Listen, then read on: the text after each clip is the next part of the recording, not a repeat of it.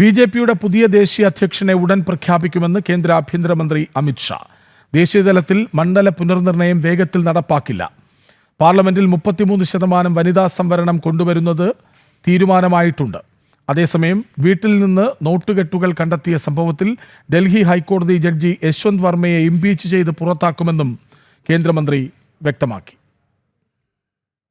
BJP ദേശീയ അധ്യക്ഷ തെരഞ്ഞെടുപ്പ് നീണ്ടുപോകുന്നത് സംബന്ധിച്ച ചോദ്യത്തിനാണ് കേന്ദ്ര ആഭ്യന്തരമന്ത്രി മറുപടി നൽകിയത്. പുതിയ പ്രസിഡന്റിനെ സംബന്ധിച്ച പ്രഖ്യാപനം ഉടൻ ഉണ്ടാകും. തീരുമാനം അധികം വൈകില്ലെന്നും അമിത് ഷാ വ്യക്തമാക്കി. ദേശീയതലത്തിൽ മണ്ഡല പുനർനിർണയം വേഗത്തിൽ നടപ്പാക്കില്ല. ആർക്കും പരാതിയില്ലാത്ത രീതിയിലാകും മണ്ഡല പുനർനിർണയമെന്നും അമിത് ഷാ പറഞ്ഞു. അടുത്ത ലോക്സഭാ തെരഞ്ഞെടുപ്പിൽ വനിതാ സംവരണം നടപ്പാക്കും. പാർലമെന്റിൽ 33% വനിതാ സംവരണം കൊണ്ടുവരുന്നത് സംബന്ധിച്ച് ഇതിനോടകം തീരുമാനമായിട്ടുണ്ടെന്നും കേന്ദ്ര ആഭ്യന്തരമന്ത്രി കൂട്ടിച്ചേർത്തു.